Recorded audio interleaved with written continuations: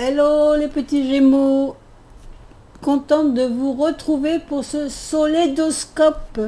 Nouvelle façon de faire une petite énergie pour l'été qui m'a été demandée.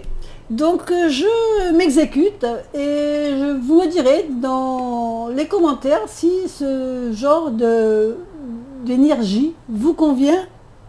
Donc ce solédoscope, il est réservé aujourd'hui à nos petits Gémeaux. Nous aurons une première carte avec le tarot de la bienveillance, une première carte qui vous donnera un peu les énergies de cet été en général. Hein.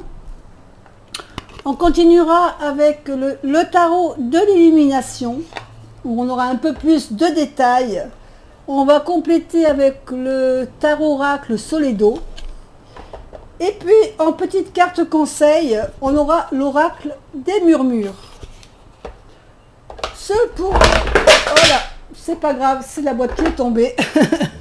Et puis, pour terminer, vous aurez aussi l'occasion de choisir un petit tas de pierres qui vous donnera un petit indice complémentaire.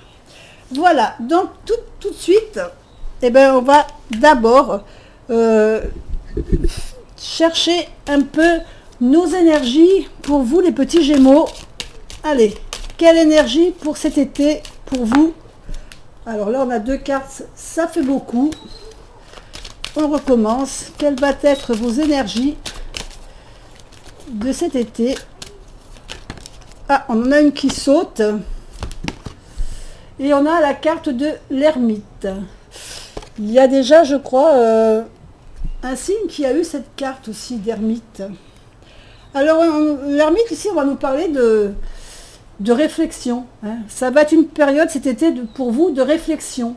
Vous avez peut-être envie de réfléchir un peu sur des projets que vous avez lancés, de voir un peu où ça en est, de faire le point. Hein. Vous avez peut-être envie de faire un point sur une certaine situation, un projet, une situation, une façon de voir les choses. Et donc, ça va être un peu pour vous... une introspection, on va dire, hein, une période de voir un peu, peut-être de faire un peu la part des choses sur ce que vous avez vécu jusqu'à aujourd'hui, de ce que vous avez fait, et puis peut-être de changer d'orientation. Hein.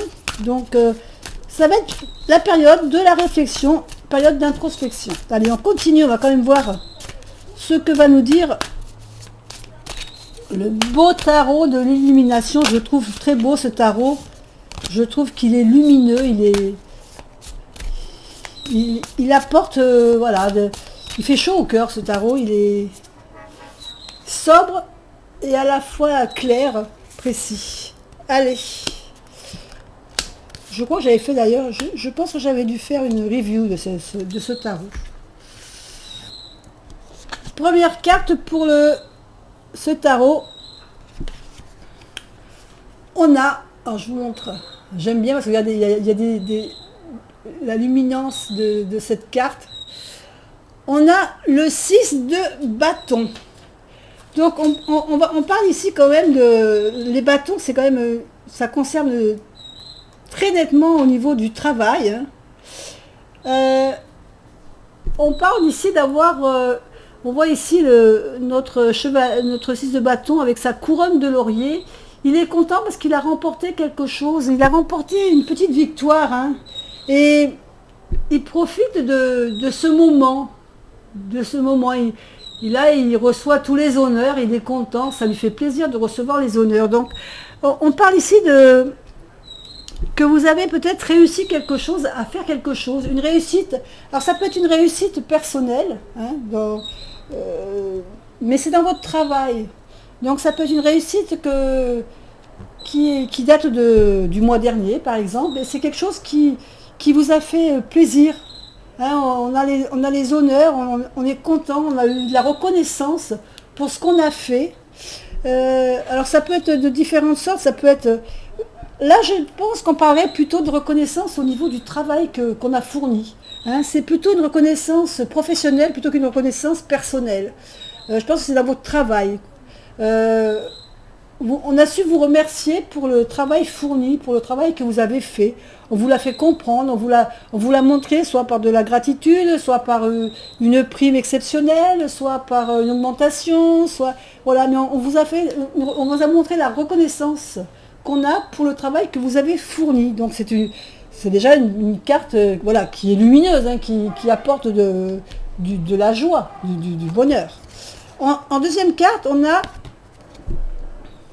le 9 de coupe. Ce 9 de coupe, il nous parle de la famille, là. Il nous parle d'un bien-être familial. Là, les coupes, c'est vraiment le côté cœur, c'est le côté familial. Le 9 de coupe, c'est vraiment quand on a gagné. Je dirais que là, vous avez gagné la reconnaissance au niveau du travail et ça vous a permis de vous épanouir quelque part au niveau familial. Là, c'est une récompense familiale. On se sent bien au sein de sa famille. Hein, on a réalisé des souhaits. Là, on profite du moment présent, on est bien, on a une stabilité. On nous parle de stabilité émotionnelle. Hein, là, c'est ça le 9 de coupe, c'est la stabilité au niveau de notre famille personnelle, de notre famille propre, celle qu'on a créée. D'accord? Donc on est bien, on a réussi, on est bien dans notre travail, on est bien dans notre famille, oh là là, j'arrive pas à le dire. On arrive à subvenir aux besoins familiales, ça y est, je l'ai dit. on se sent bien, on se sent bien, on s'en sort bien, on est content de notre réussite. Alors, ici, on a une réussite quand même au niveau du travail et on a une réussite au niveau familial. C'est déjà deux belles cartes pour les Gémeaux. La troisième carte, on a le 7 d'épée. Alors le 7 d'épée, je dirais que c'est la carte qui nous dit que peut-être il y a quelque chose, un mensonge, une tromperie, quelque chose qui nous gêne, on est confronté à quelque chose qui nous embête là. Le 7 d'épée, donc ça nous parle de notre mental là. On est déjà dans... On est peut-être déçu on a peut-être été déçu par quelque chose. Hein. Là, on voit quelqu'un qui a chargé ses épées, qui prend quelques épées. Bon, il les a pas toutes prises, mais il en a pris quelques-unes.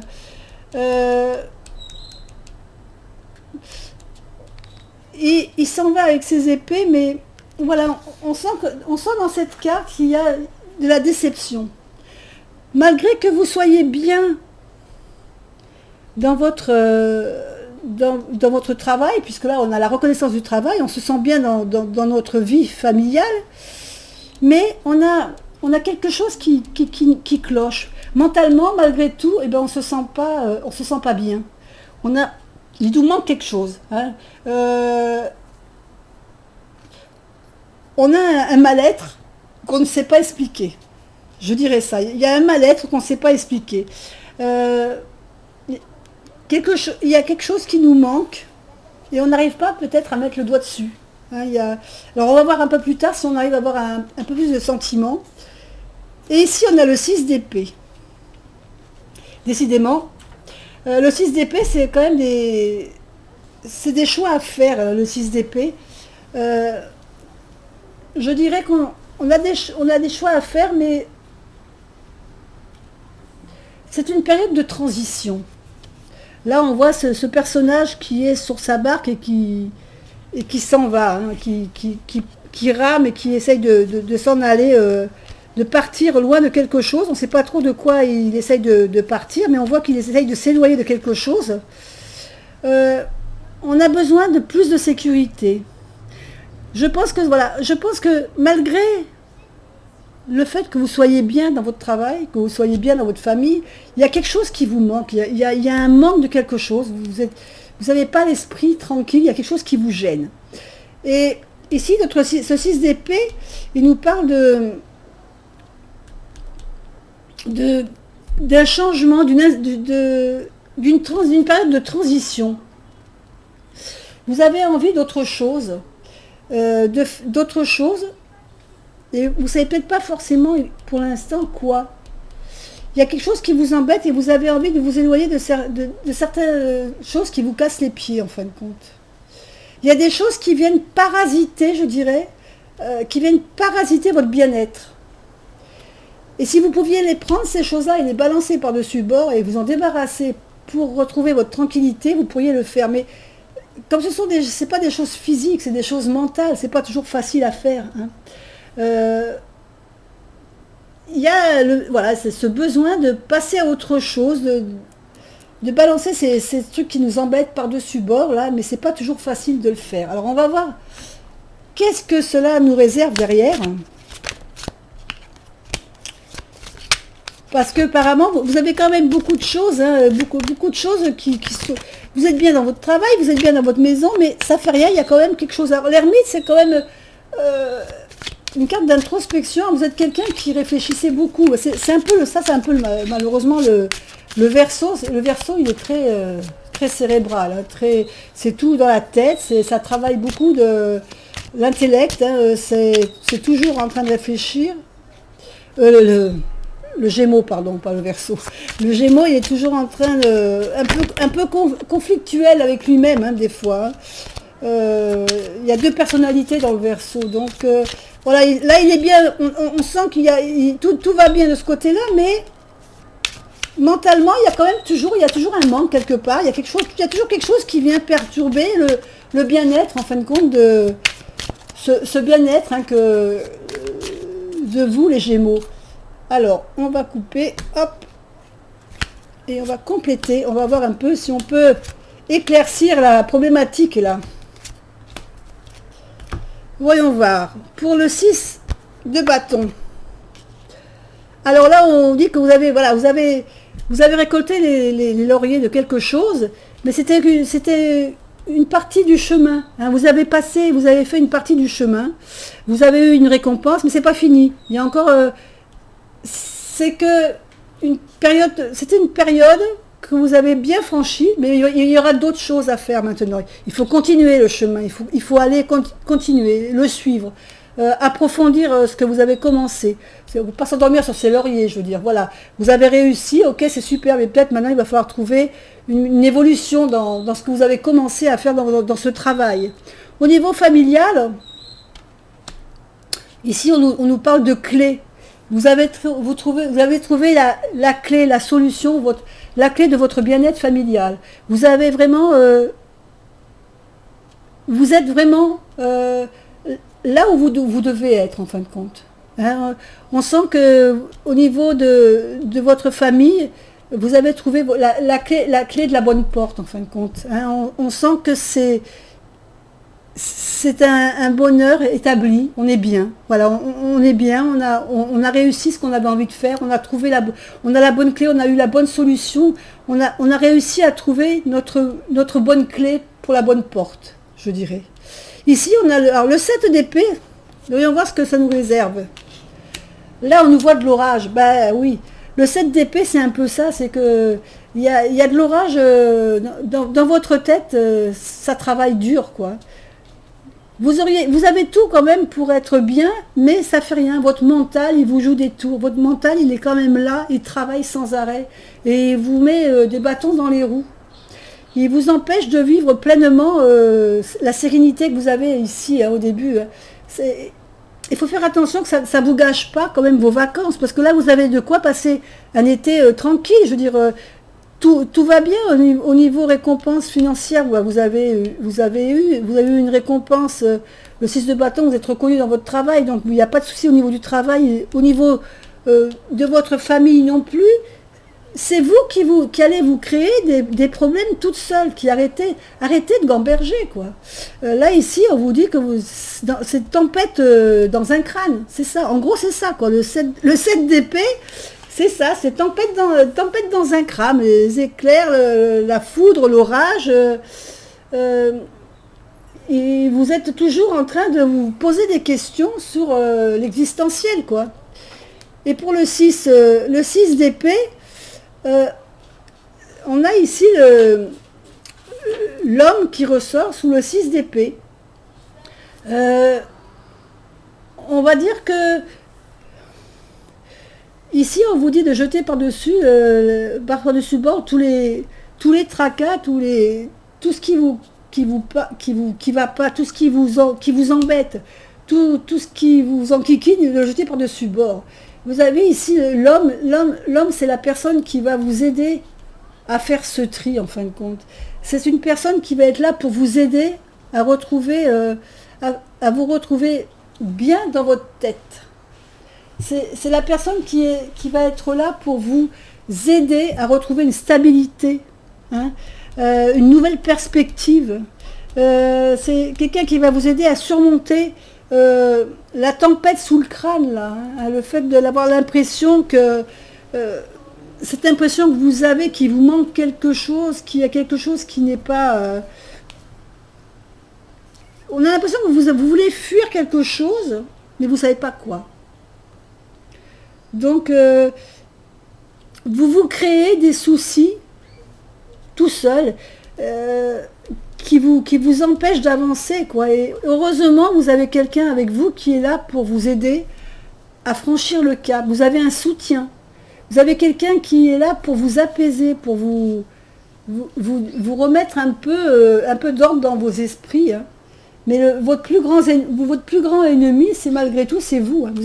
C'est vous votre plus grand ennemi, parce que vous pourriez vivre sereinement, profiter de vos vacances sereinement, puisque tout est bien pour côté travail, famille, tout va bien, mais c'est vous-même qui vous mettez des bâtons dans les roues. C'est tempête sous un crâne, c'est bien ce que je dis. Et heureusement, vous avez quelqu'un à côté de vous qui est là pour rééquilibrer tout ça, quoi. Alors, quelle est la carte conseil que vous allez avoir pour nos amis les Gémeaux? Qu'est-ce qu'on va vous conseiller de faire? Voyons voir un peu. Alors, qu'est-ce qu'on va nous dire?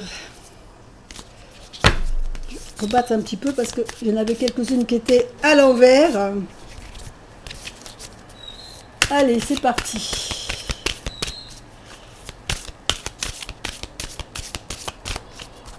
Alors, quel va être le conseil pour nos amis Gémeaux? C'est amusant de voir ce qu'on a comme carte. Regardez cette carte de zénitude qu'on nous montre là. On voit une personne qui est en train de méditer. Alors elle est installée devant une position de yoga avec des petits encens. Histoire de se décontracter un petit peu. Alors donc, je voulais peut-être pas montrer comme il faut, mais on a une carte de méditation. Elle vous va très bien ça, les Gémeaux, cette carte de méditation. Une carte de arriver à maîtrise de soi, arriver à se maîtriser, à maîtriser votre mental, à essayer d'apaiser votre mental, de retrouver une sérénité mentale. C'est un besoin d'accalmie. Et c'est ça, les Gémeaux, vous travaillez trop du ciboulot, comme on dirait, quelqu'un que je connais bien. Il faut que vous appreniez à vous ressourcer.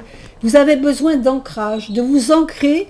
Je sais que c'est pas facile, on dit souvent qu'il faut méditer, On a ici l'ermite, qui est une carte de réflexion. Alors le Gémeaux, c'est quelqu'un qui réfléchit beaucoup, qui passe son temps à réfléchir, à voir le pour, le contre, à chercher plus le contre que le pour.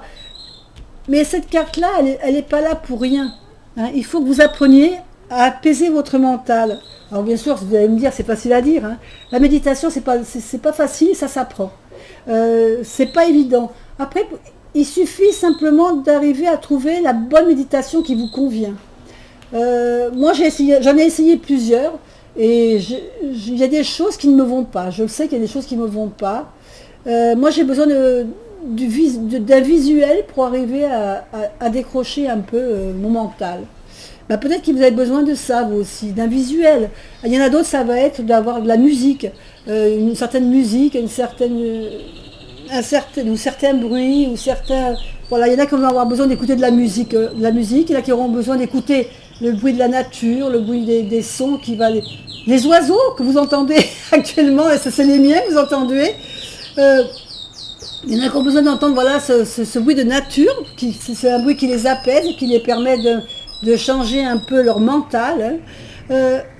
Mais là, il faut que vous appreniez vraiment à méditer, il faut que vous appreniez à arriver à vous déconnecter de votre mental, parce que c'est lui qui fait interaction entre tout le reste et qui vous empêche en fin de compte de vivre pleinement tout le bonheur que vous avez en fin de compte, toute la réussite que vous avez ici, c'est votre mental qui vous empêche de le vivre. Et heureusement qu'il est là, lui, pour vous apaiser. Parce que s'il n'était pas là, je vous dis qu'ici, c'est pas la carte de l'homme que vous auriez, ça serait encore une carte comme chamboulement ou l'ouragan. S'il y avait la carte de l'ouragan, c'est celle-là que vous auriez. Ok ? Donc apprenez à déconnecter votre mental. Par la méditation, ça serait une bonne chose. Ou par un autre moyen. Des fois, il y a d'autres choses qui permettent... On peut méditer tout en dessinant, par exemple. Il y a plusieurs façons de méditer. Hein. Allez, maintenant, on va passer au petit tas de pierres. Alors, j'espère que vous avez fait le choix de vos petits tas de pierres. Sinon, vous faites pause. Et puis, on commence tout de suite par ce petit tas de pierres ici, par les pierres violettes. On a une améthyste, on a un quartz rose, une fluorite, pardon. Donc, si vous avez choisi celui-ci, la couleur violette, on va nous parler ici du troisième œil, du chakra du troisième œil, ou chakra couronne aussi. C'est ces deux chakras qui sont l'un près de l'autre. Et c'est peut-être que vous avez besoin de retrouver une façon de reposer votre mental. Bah ça irait bien aux Gémeaux, si vous avez choisi le violet, les Gémeaux, cette pierre, elle est pour vous. Apaiser votre mental. Besoin de développer son intuition, votre créativité, mais aussi de développer votre spiritualité, votre façon de méditer, hein, une façon d'introspection. C'est vraiment une carte qui peut être liée aussi à cette fameuse carte de l'ermite. Vous avez besoin de faire une pause et de vous régénérer un peu, de faire une pause mentale, de vous régénérer. Donc, si vous choisissez toutes les pierres qui sont dans le violet, dans les roses, c'est des pierres qui vont vous apporter calme et apaisement et qui vont favoriser aussi la clarté de l'esprit, la compréhension de certaines situations que vous ne comprenez pas. Et puis ça va vous encourager aussi à la spiritualité et à la méditation. Donc n'hésitez pas, ou vous pouvez même vous habiller en violet, ça peut vous aider aussi cette couleur, puisque c'est apparemment celle que vous avez choisie. Si vous avez choisi la pierre bleue, donc ici on a une lapis-lazuli, vous avez aussi la pierre bleu clair, qui est aussi la pierre de communication quand on veut communiquer avec les anges. Vous pouvez avoir aussi une aigle marine, vous pouvez prendre aussi bien le turquoise, toutes les pierres bleues, une agate bleue, toutes les pierres bleues seront bonnes pour vous. Et c'est le chakra de la gorge. Le chakra de la gorge, c'est le chakra qui représente la communication. C'est quand vous avez du mal à communiquer avec les gens.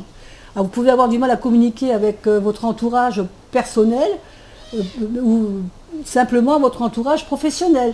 Dans l'entourage professionnel, souvent, des fois, on est amené à avoir des prises de parole devant des assemblées. C'est pas toujours facile quand on n'a pas l'habitude. Et c'est vrai que des fois, on a un manque de confiance en soi. Et c'est vrai que quand on doit parler, c'est pas évident de s'exprimer devant autant de monde. Donc, il faut travailler sur soi, sur la façon de communiquer. Donc, c'est vraiment un manque de confiance en soi. Donc on a besoin de reprendre de l'assurance. Hein. On peut aussi avoir des craintes, certaines peurs aussi. Donc il faut pas avoir peur de s'exprimer, que ce soit avec la famille ou avec les amis ou avec notre entourage, qui soit proche ou plus lointain. Il faut savoir des fois s'exprimer, dire les choses, tout en faisant attention de les dire d'une façon qu'on ne blesse pas les gens. Mais il faut savoir s'exprimer et savoir donner notre ressenti et notre façon de penser aussi. Hein. C'est important quand même d'être assez clair dans nos intentions. Et ça, on va le faire avec ces fameuses pierres bleues.